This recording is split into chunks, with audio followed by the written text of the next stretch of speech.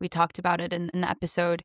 You are so much stronger than you think. Like, really take a second to acknowledge you have survived everything that you needed to up until this point. What's to say that you can't survive more and you can't push harder? I'm a woman of Arab roots, and I'm proud. I'm especially proud in the woman that looks back at me in her entirety, not just the shell that Mhm. carries me around through life, you know?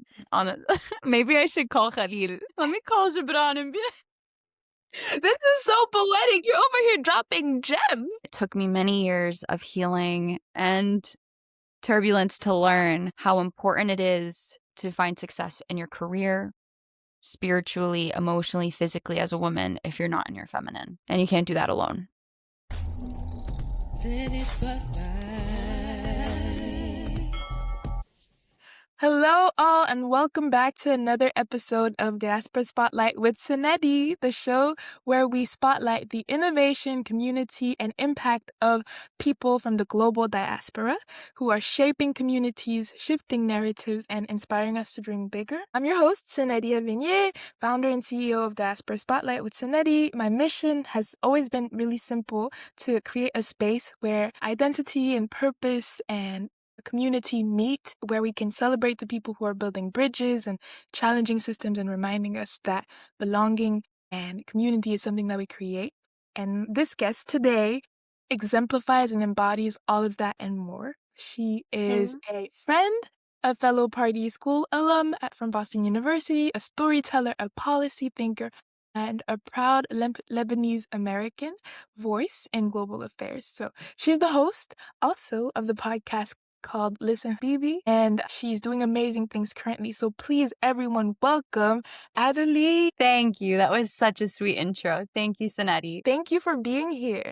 It's my pleasure. I'm so excited to be on the show and to hear about our conversations and for you to honestly bring an episode with an Arab background to the show. I'm so excited for that too. Yes, me too. I'm so excited and so happy to be broadening our horizons. So tell us a bit about yourself. So you know that the show is structured in three main themes. It's community, it's impact, and innovation. We'll start with community and identity. Can you tell Yeah. us a bit more about young Adeline? What early experiences in your Lebanese American household and upbringing shaped your curiosity about the world? Absolutely. Yeah, absolutely. Hi, everyone. My name is Adeline Janed. So I was actually born here in Boston, but both of my parents are Lebanese. And so I was born and raised in a Lebanese household, but being an American. So I've always lived with that kind of duality of identity. I have three younger siblings, and that's also a huge part of who I am. I'm a big sister, oldest daughter. Ever since I was young, I'd always been interested in public policy and international relations. And around the age of 13, I started getting involved. Once I started entering high school, I immediately got involved with the Model G20, where I was able to travel the world and public speak in not only Harvard here in Cambridge, but China, Argentina. And then I was even able to go to Europe as well, to Berlin and to Amsterdam to speak as well. Ever since I was young, being Arab and being Middle Eastern and that community and upbringing and being raised by immigrants has always pushed me to want to make an impact in the world. Even from that young age in high school, I always knew what I wanted. And that, obviously later propelled me to get to where I am today. Yes, I love that. So that upbringing rooted in culture, multiple Yes. cultures, but also in the US in a big city like Boston, and being able to broaden your horizons even bigger than Yeah. already those two continents. You went to so many places thanks to your early interest and passion for Hmm. global affairs. So that's really cool to hear. So, okay, also being a big sister, I want to talk about that. Yeah.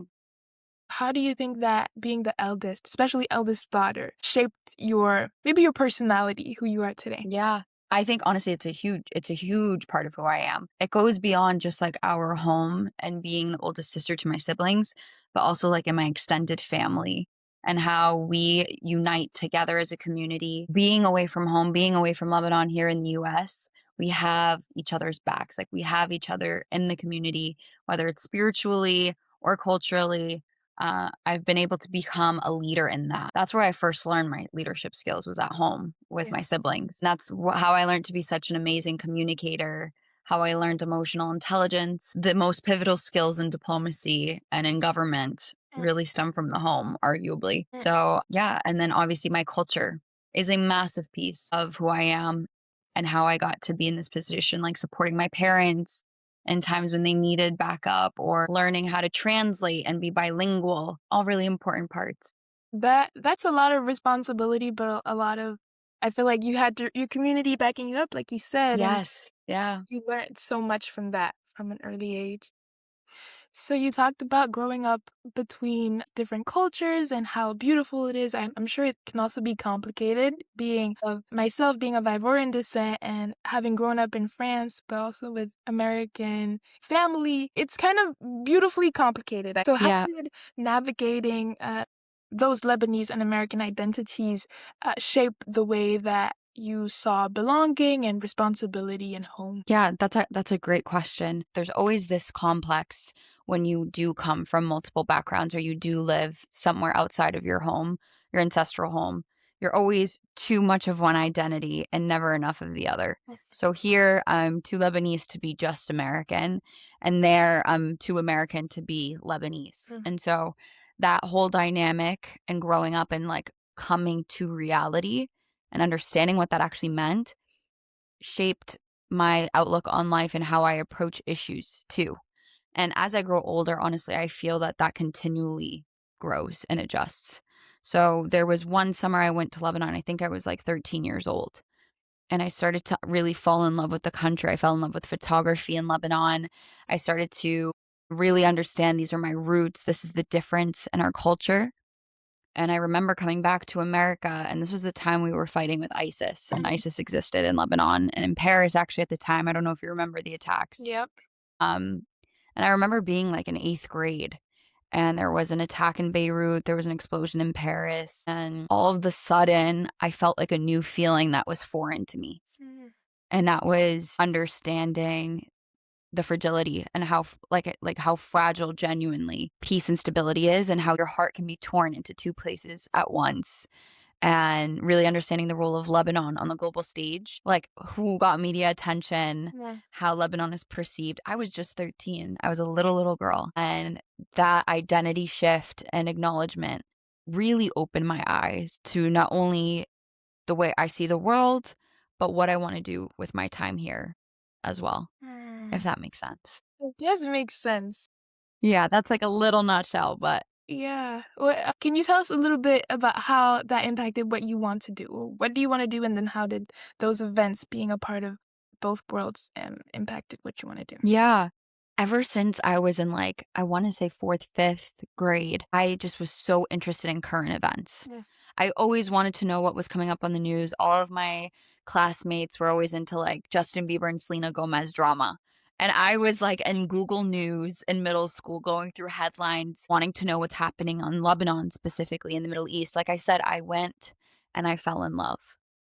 Like, I'd been before, but I just wasn't old enough to understand really what being a dual citizen, not in terms of passport, but in identity, like, what that meant. And from that young age, it just made me passionate.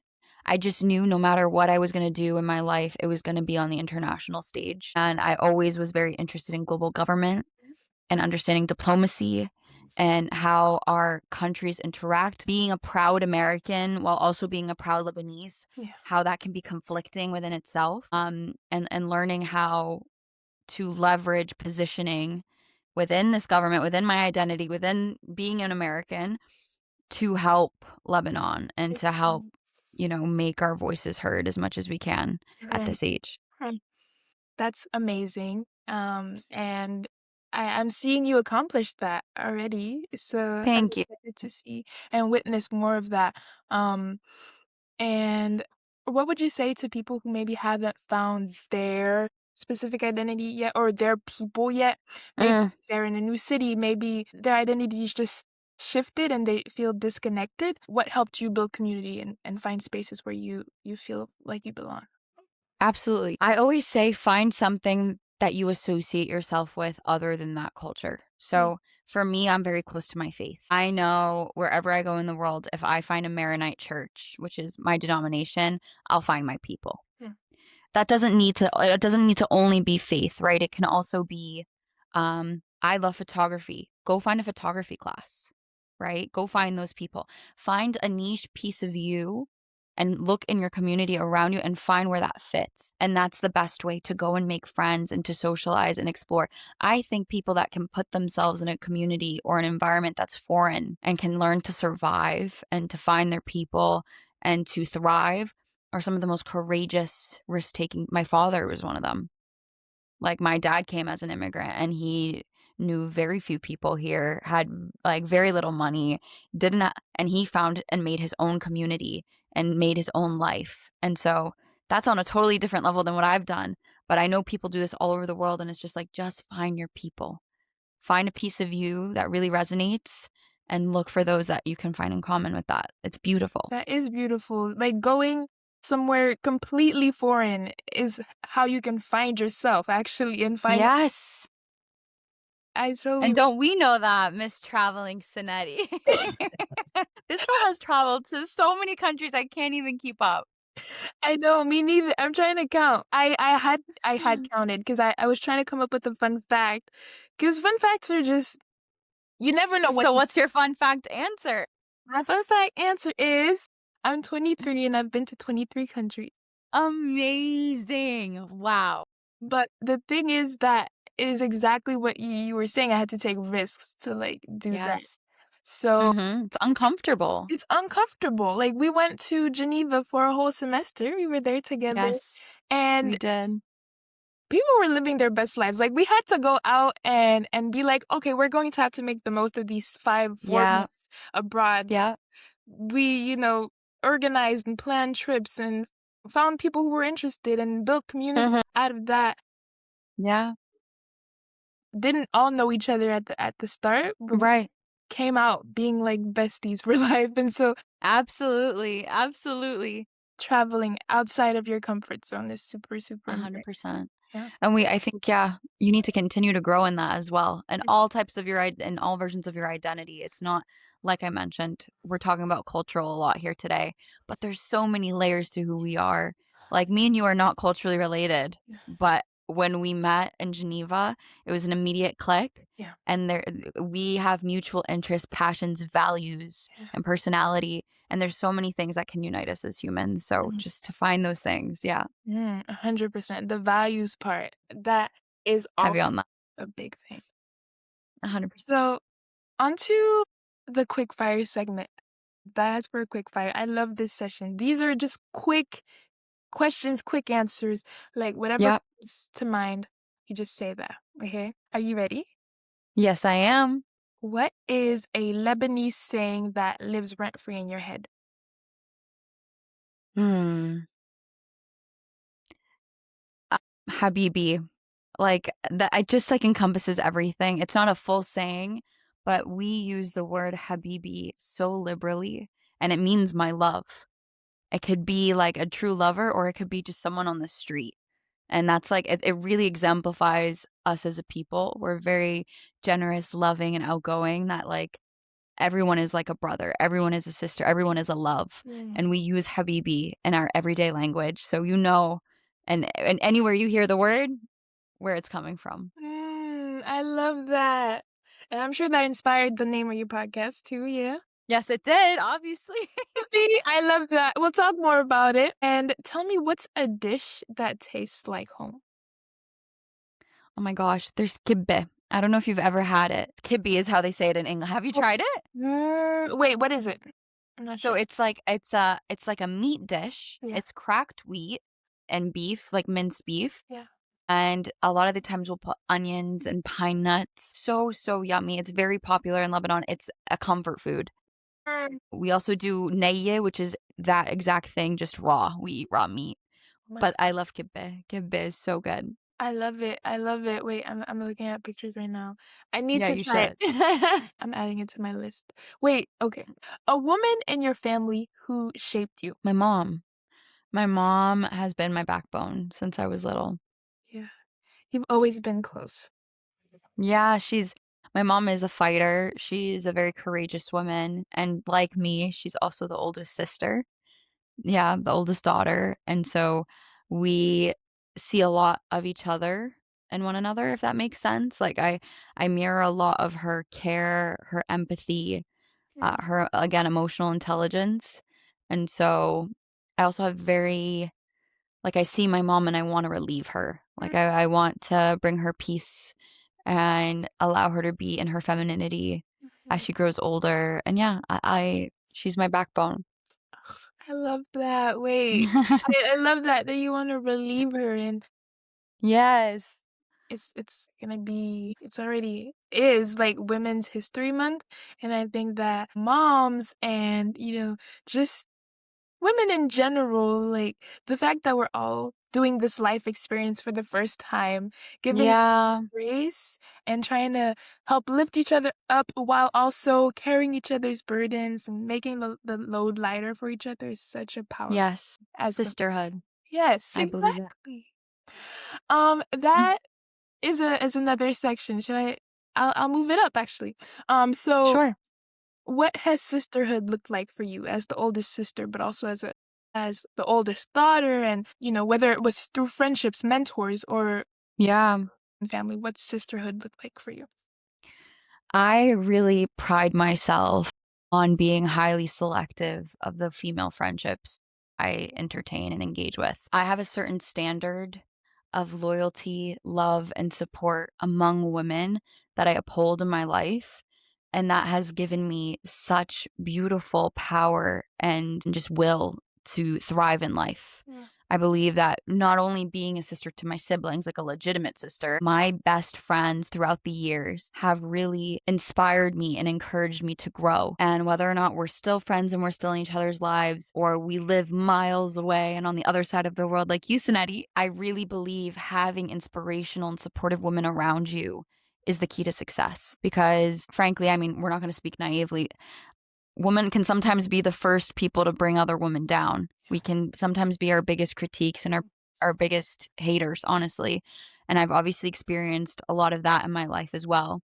But to that point, choosing the right women to surround yourself with will equally, and if not cause more of a change and impact in your life than any negativity ever could. So I'm very proud of the circle that I have in my life. Ugh, I love that. You're a part of it. Like, you're in the circles. I'm in the circle. Wait a second now. We gotta take a break for the circle now. Just a little dance. Powerful. I'm sure it took time. Same for me, it took time. I think it took until college and maybe Yeah. like late high school until I found my people. So Mhm. for those of us who haven't yet found their people, what advice would you give to young women, maybe who feel pressure to have it all figured out, to have their group already, their Yeah. other people with their, you know, women friends or fellow just friends in general, and they're like, when is my time? What advice would you give? Mhm. You know, this is a good question, a great question. I don't have it all completely figured out. I think as we grow up, we get introduced to different versions of ourselves, and we need different people in different phases of our lives. I will say, like for me, I don't want to frame it like a rubric because every person's different, but there's just deal breakers that you should have as a woman. First and foremost, loyalty. You never want to see your best friend or someone in your circle trying to bring you down or wish negative, upon you behind your back. Mm-mm. When growing as women in the professional setting, it's already difficult enough having that seat at the table. A lot of our fields are male dominant, and you need someone that's a sister to propel you, not to be your competition. I That's a huge thing, obviously I'm very ambitious and I really strive for my success. I have since I was young. But you need to learn how to filter through your circle and your community around you that so it can be surrounded and filled with people that are supporting you. Mm. That doesn't mean that it's all about you all the time, but it just means that there are boundaries Yeah. and there are certain expectations and that people are willing to put their pride and dignity aside to help you. I love that. Mm. There should never be any bad blood. There should never be I'll give you an example. I had a very close friend, and I still love her till today. And she came into my life for a very short period. I want to say like maybe a year or two. And we were everything we needed for each other at that time. And then for whatever multiple reasons, life has brought us apart. That doesn't mean that the duration of our friendship didn't have me like, I will never forget her for the rest of my life. Yeah. But you also learn to grow as a woman as well, to assess that if it's not gonna bring you happiness or if it won't bring you peace, Mm. loyalty, consistency, all healthy things in relationships, you need to learn to be like what I would say to these young girls, be picky with your peace. Be picky at protecting that and never settle, relationships and friendships and family relationships as well. It's the key to your success. The closest people to you are the key to your success. I believe that full-heartedly. Yeah, it's That was a true. tangent, but No, no, no. That was a masterclass, actually. That is so true and relevant for all do you relationships. agree? I agree that you need to be picky with your peace. It's I'm reminded of um a verse actually in the Bible that says guard your heart Yeah, above all else. yeah, Like your heart. Sometimes we hurt our own selves, just a lot of things, like just growing, whether it's just judgment, self-judgment, self-hatred, all those things that yeah, we might struggle with. And so we take our heart for granted, we do. place it in the hands of others. When we place it in our own hands, but also in the hands of others, we need to be like, this is fragile, like take care of it. And Yeah, if that person isn't able to, that's fine. Like, you need to guard your own heart above all else, because that's the last yeah. thing that you have, um, when it comes to it. Self-worth. Yeah. Yeah. You need to know what you bring to the table in a friendship, in a relationship as a woman. And when you have that self-worth, things like drama or disloyalty or negative energy, bad omens, whatever it is, you have no time for that. There's no space, there's no room in your life other than the light and positivity and friendships like ours. Yeah. When you start to love yourself or start caring for yourself like you would like others to care for you, that doesn't mean that no bad friendships will ever come near you or no negative, but it's just you won't receive them anymore. Like, you won't have the Yes. energy to. Yeah. It's definitely gradual, but you learn to read people. You learn to you mature with time. And that's not even to say that your current friends won't shift. That doesn't mean you throw them out or they're whatever, but you need to look at yourself and assess, like, if you know that you need a friend that's gonna lift you up and take you out and just get you out of the house and not have anything deep or serious conversations, you might gravitate closer to that friend. Whereas there's other times where you need a soul friend, one that you can cry with or complain with, whatever it is. You as a woman need to assess who fits at what time, and even more importantly, when someone is not fitting anything and they're actually taking instead of fitting. And so, you adapt and you learn and you grow And you always. Last question on this. I want to know what your journey has taught you about loving yourself through transition and now adulthood, through Yeah. growth. What has your journey taught you about loving yourself? That's such a deep question, Seynedhee. Oh my God. No, because I'm so sorry. I'm that one friend. Last question. I can't do superficial things. Like, Me you're neither, girl. I love it. we love deep conversations, and that's We what we, do. we talked about in Italy. So take some time Yeah. to think about it, but off the top of your head, what has it taught you? I mean, listen, you've known me for a while. You've known me when I was going through some of the hardest times of my life, honestly. I've definitely had to grow with learning how to love myself. I've always been a confident girl, but the thing is with love, whether it comes in the form of a friendship, family, relationship, like romance, you open up your heart to pain. You open up your heart to vulnerability. And so you could be the most self loving, confident young woman, ambitious, driven, successful, whatever it is. When you open yourself up to someone else, you're automatically bare. You're automatically naked, especially if you're being a complete and honest lover, which we both are. We're not guarded. We wear our hearts on our sleeves. Yeah. Something I love about you too. That comes with a massive risk. And so that brings me back to my faith, frankly. Self love for me over the years has looked like God breaking me down essentially to build me back up. And although I've always been Adeline in all phases and forms of this journey, I've always been myself and I love her. I've definitely changed. I've definitely grown more wise. And I've learned that boundaries, as cultured women, as Mm. ethnic women, Yeah. are very difficult, Mm. but are the key to your own self respect, your own peace, Mm. and most importantly, your own self love and trust. Mm. So, learning how to establish boundaries and trust yourself again through toxicity, through pain, through tribulation, whatever it is, That's the key to self-love and always showing up every day for you, not anyone else, especially in the hard times. Just my mom always tells me something back to my mom. You're so much stronger than you think. Every time you get in your head and you're spiraling or going through a difficult time in whatever aspect of your life, Yeah. career, relationship, health, whatever it might be, being in the mindset and the mind frame of you're stronger than you're so much stronger than you think. It will get you through. And God will never give you a cross heavier than what you can carry. And I believe it. I really do. I love that. Thank you for sharing What that. is your take on that? What has my journey taught me about loving myself? Yes. Girl. We've changed. For everyone that may not know this, me and Seynedhee obviously went to BU together and we had a few classes together, but like we really got close when we studied abroad in Switzerland. That's when we like actually spent time, traveled with one another, and we are such different women. Yeah. Then when we I think you've evolved, you've changed since then. how What wait, it what's the biggest thing that changed about me? So Well, I you've still have the always same carried hair. yourself. The hair is The the same hair has not changed. It's just shifted in design. Yes, exactly. That's it. The blue's here to stay, I Exactly. hope.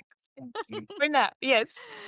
Something about you, Seynedhee, I feel like I always gravitated towards your light, and that's not changed. I wanna be clear about that. You've always, like, had a beaming, like, radiance to you. What I will say has changed just from our conversations is the way you carry yourself differently. I feel like from what we've connected on throughout the years, like, you are such a strong and courageous woman, because life has not been easy for you either, and that's character building, but the way that you have carried yourself as a woman in the last few years has definitely changed. I can see it. You walk with such confidence, like, it's like a calm confidence almost now. We were so much younger then, I think. Yeah. And now it's like maybe we've understood more. I don't know what it is. I don't know. Is it age, wisdom?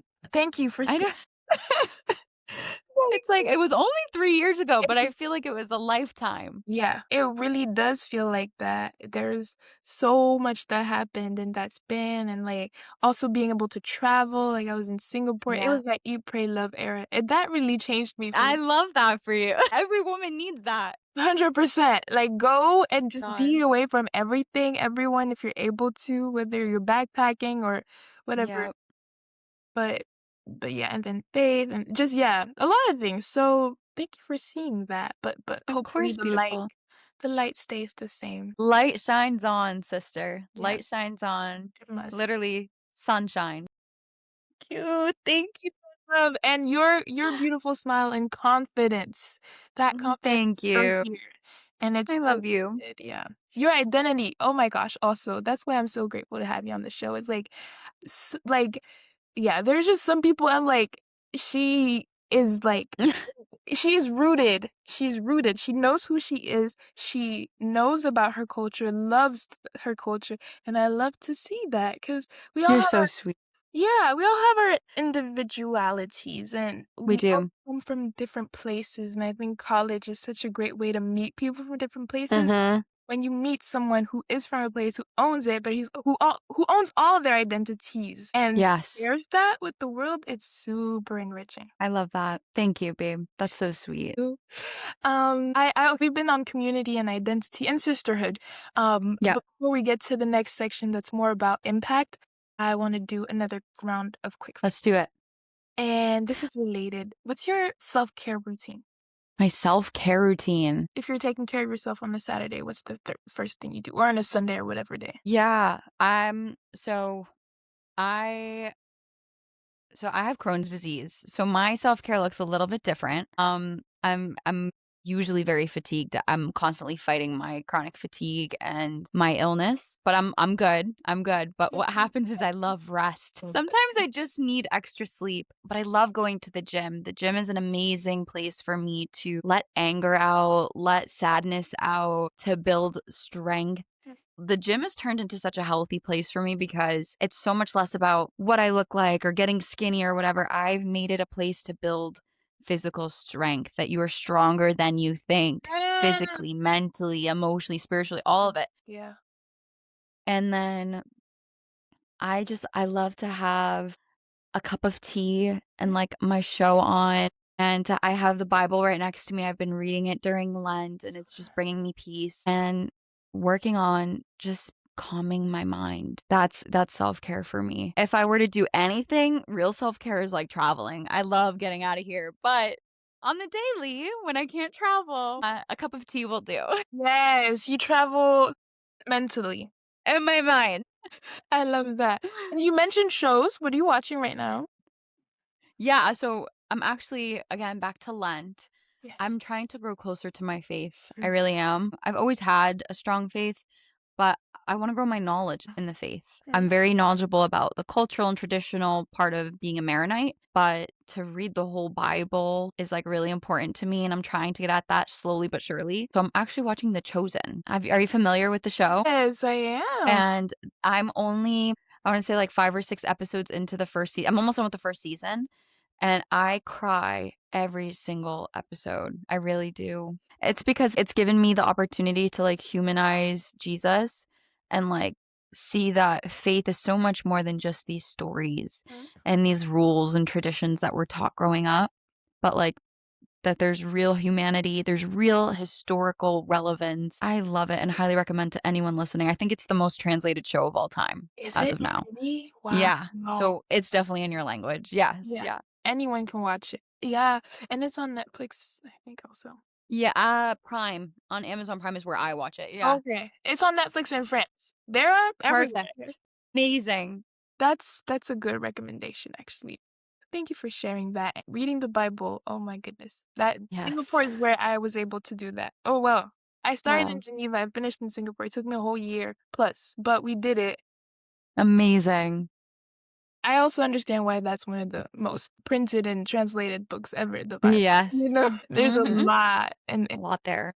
there. Okay, now we'll get to the section about purpose, impact, your global work. We talked about it at the start, but I want to know what is your work about with American Task Force for Lebanon? I know Yeah. you're at the intersection of policy and diaspora and advocacy. So what is it about, and what impact are you most proud of so far? Great question and loaded as well. I actually came across ATFL when I was a junior. It was actually after we came back from Geneva. Wow. I needed a summer internship. Yeah. So it was that semester after Geneva. I was like, what am I going to do? And I was just applying frantically and I actually stumbled across them. I was just looking them up.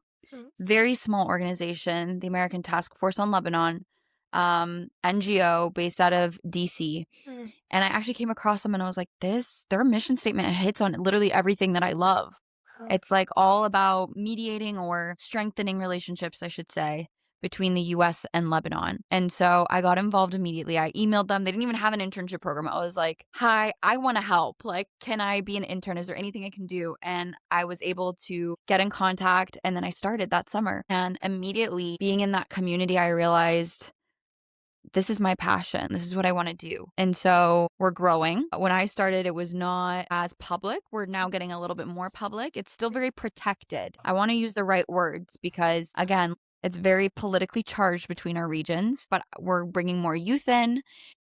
During my time there, the projects I've worked on heavily regard the youth and making sure that they have a seat at the table because that's been my strong suit since I was young is making a seat at the table. And I want to give back and I always want to make sure that there's more seats for other women and also members of the youth to have a voice. So, an example of the biggest impact I've seen is Lebanon has been in and out of war. And honestly, as of today, we might be entering another one with what's going on in the region. Nobody's happy to see that. Everybody in the diaspora abroad. Lebanon is has one of the biggest diasporas in the world. There's more Lebanese outside of the country of Lebanon than within. I don't know if you knew that. I didn't know that, actually. We have a massive population in Brazil, Venezuela. Everyone fled. So it's good and bad, right?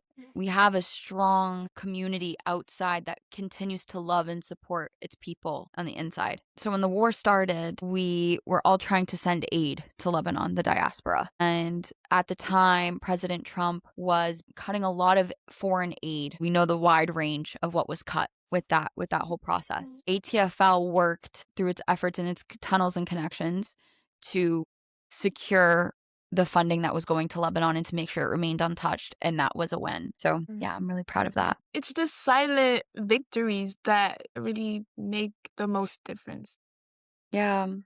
That's diplomacy, though, if you think about it. That is diplomacy because you're avoiding a lot of the other stuff that And nobody knows about that nobody anything. Yeah. knows, right? Yeah, Um, exactly.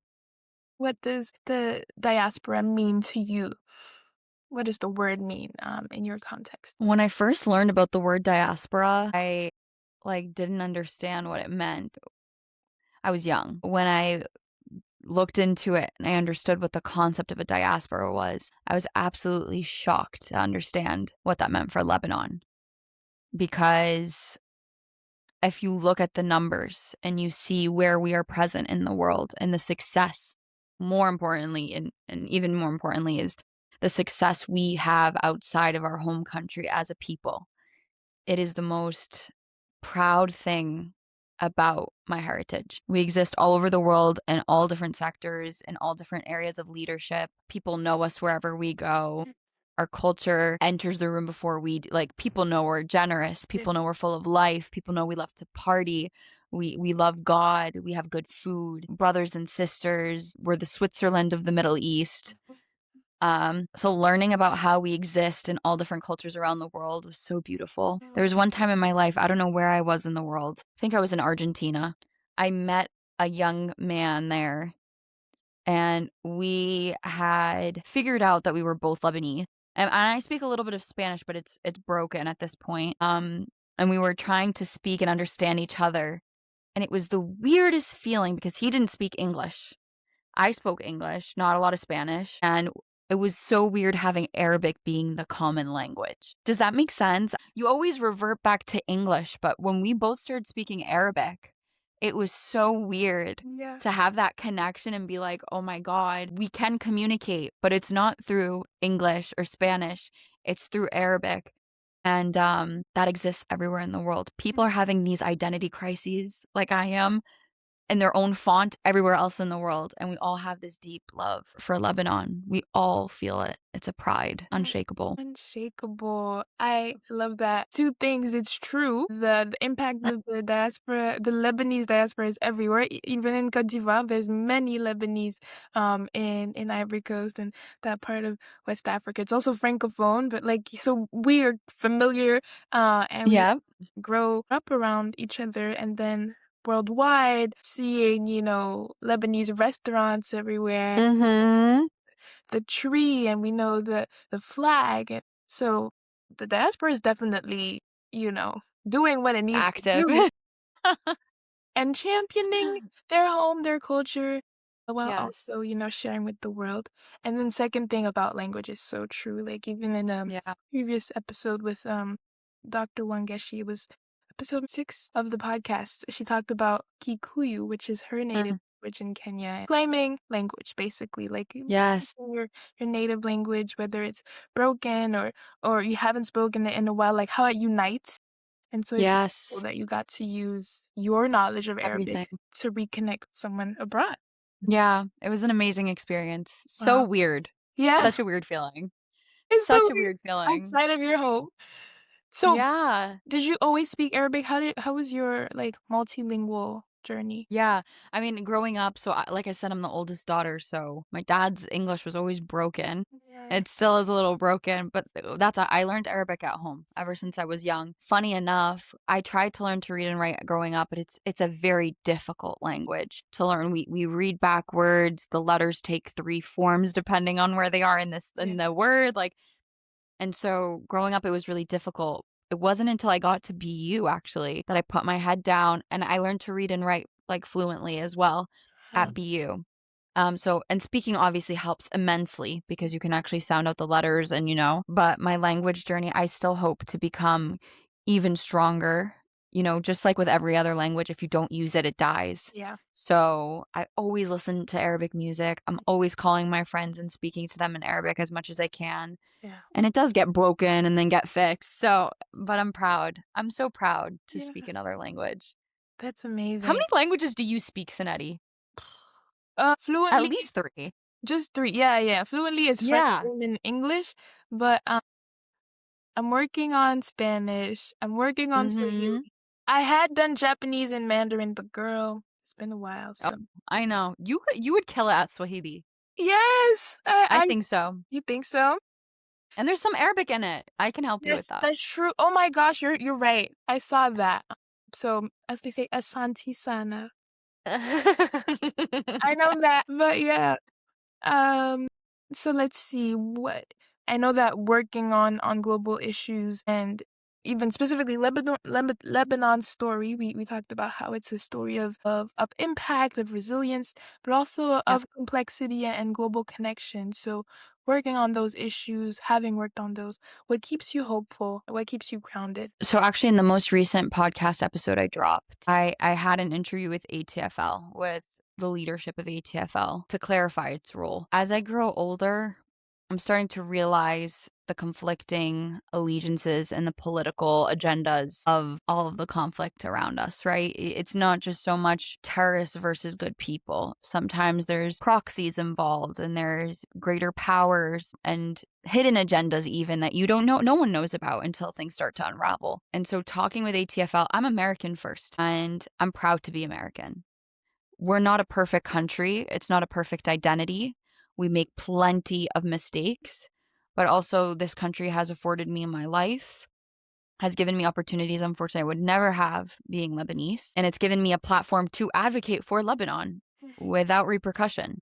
Like I can speak here. I'm protected here. Talking with ATFL about the dynamic of being an American organization and learning about how that's playing out in the Middle East and how a lot of kids or young adults our age take issue with the whole dynamic, like I said, with the proxies, with the involvement. It gives me hope to have those kinds of discussions and having difficult discussions about the players in the game and about how we can help and support one another and what's incorrect about what we're doing as a country. That gives me hope for the next generation and gives me hope for Lebanon. When we see how we can come together and groups like ATFL, we protect Lebanon as well. It's not just like we're an American puppet. When we see something is going against what the Americans had said they support or where they stand, that's called out.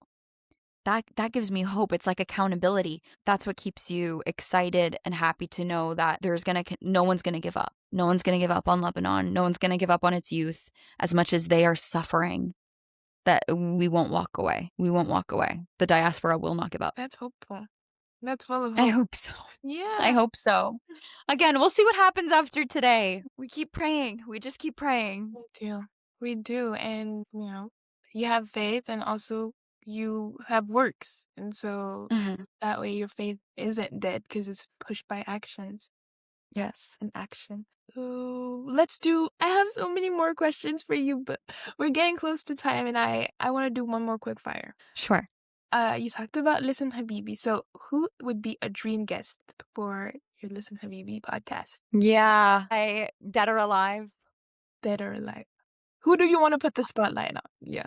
So my very favorite poet, his name is Khalil Gibran. I don't know if you've heard of him. I've definitely talked You to you have. about him maybe. He wrote one of the best-selling poetry books called The Prophet. I think it's third best-selling of all time, like of all time. Also one of the most widely translated books of all time as well. The Prophet is all about existence as human beings and how to learn.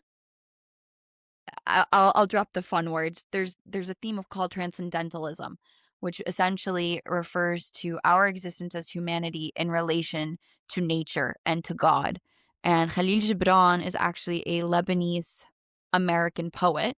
He was born and raised in Lebanon, very close to the village I come from. He was Christian Lebanese, and he came to Boston and he lived in Boston. It's just like so many cool overlapping, facts about us. And he came and he studied at Boston Public Library. I'm pretty sure he's been to my hometown. But Khalil Gibran's view of Lebanon and his pain that he had being an immigrant to the United States and seeing what Lebanon had to endure from afar, so many members of our diaspora resonate with that. And not only the Lebanese diaspora, but diasporas all around the world from all different countries. And the way he talks about emotion and specifically love and pain, and it just to have one conversation with this guy, I think it would blow my mind. Yeah. He's so deep and introspective, and that's exactly how I choose to carry myself every day and who Yeah. I am. Yeah. And I think we would just talk and talk and talk and talk, Yeah. and the podcast would be a movie. Yes. 3-part movie we would want to see. Literally. I think I'd marry him, honestly, if he was still alive. I'd find a way. I'd find a way.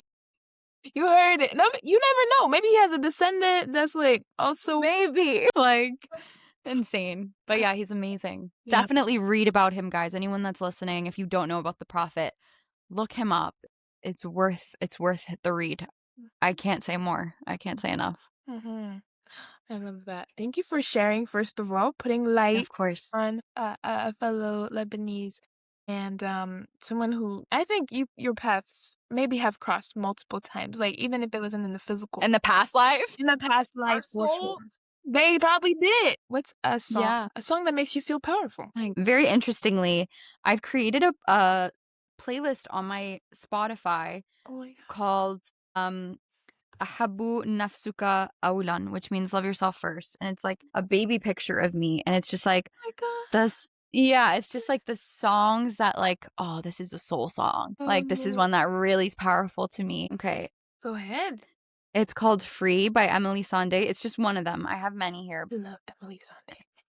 Oh, you do? She's so underrated.